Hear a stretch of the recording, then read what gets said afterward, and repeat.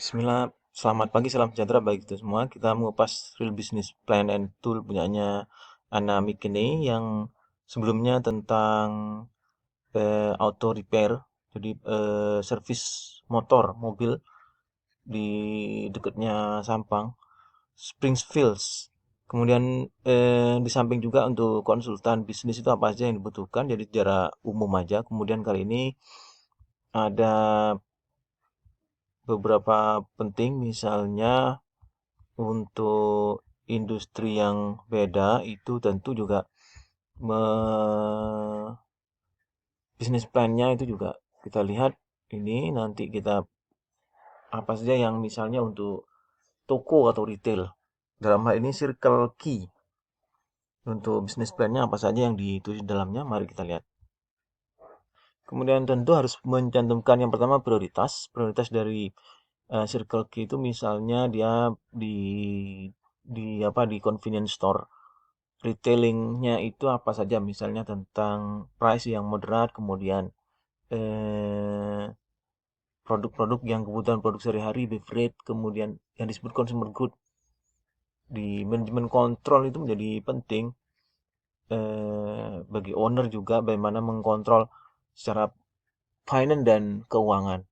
Nah, itu yang manajemen, berarti ya di manajemennya menjadi manajemen skill untuk misalnya punya pengalaman di situ, punya apa namanya, sebelumnya, atau walaupun tidak punya pengalaman tapi punya leadership capacity yang hebat gitu. Kemudian eh, memiliki misalnya kalau selama ini store itu tutupnya di jam berapa, misalnya Circle K itu melebihi dari toko-toko yang lainnya. Dan ini memberikan pelayanan yang lebih kepada customer, misalnya jam kecuali yang PPKM ya, semuanya harus tutup. Misalnya Circle K ini bisa 24 jam buka gitu, biasanya seperti itu. Kemudian tentu image-nya harus mencantumkan lokal, penting itu untuk melekatkan toko itu sendiri terhadap lokal. Jadi tidak hanya misalnya Circle K karena dari US, kemudian di situ foto-fotonya terus atau iklannya itu semuanya dari Amerika. Misal kita tidak mengenal mereka gitu secara apa namanya, secara feeling, secara emosional.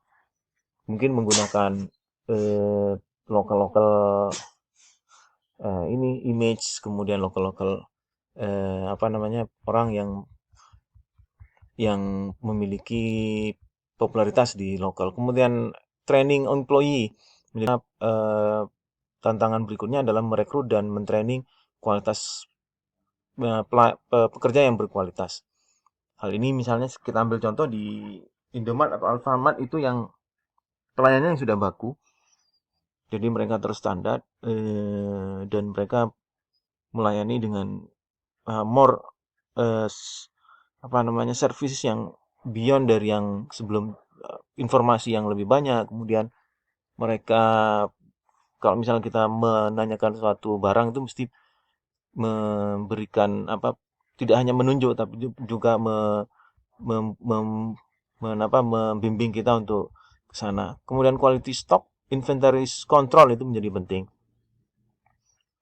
VME, nanti kalau di SCM ada namanya VME yang di situ menjadi lebih baik pelayanannya. Ini yang setelah itu baru customer relationship.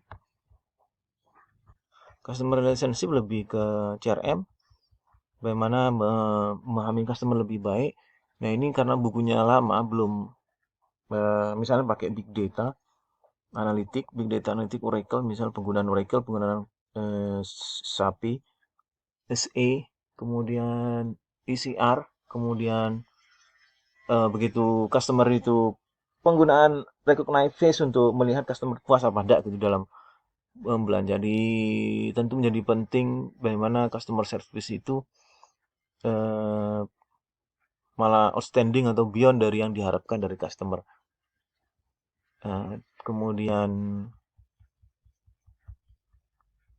untuk memaksimalkan market share, kemudian di situ eh, untuk bagaimana advertising word of mood kalau di masih karena era tradisional. Kalau era yang baru tentu bagaimana dia penggunaan positive advocacy nanti, eh, two way conversation antara antara apa namanya antara produsen, antara retail dengan customer.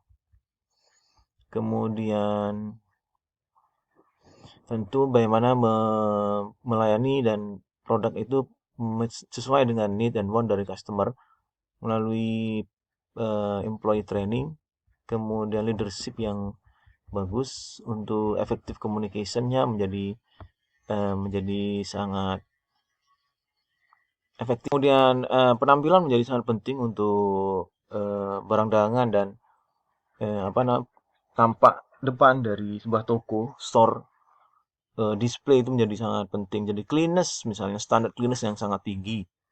Jangan sampai ada debu atau jangan sampai ada kotoran apalagi, karena itu yang membedakan atau membuat kenyamanan customer begitu mengunjungi di Circle Key. Kemudian apa yang dituliskan selanjutnya adalah tentu di staffing dan scheduling. Kita briefly saja. Setelah itu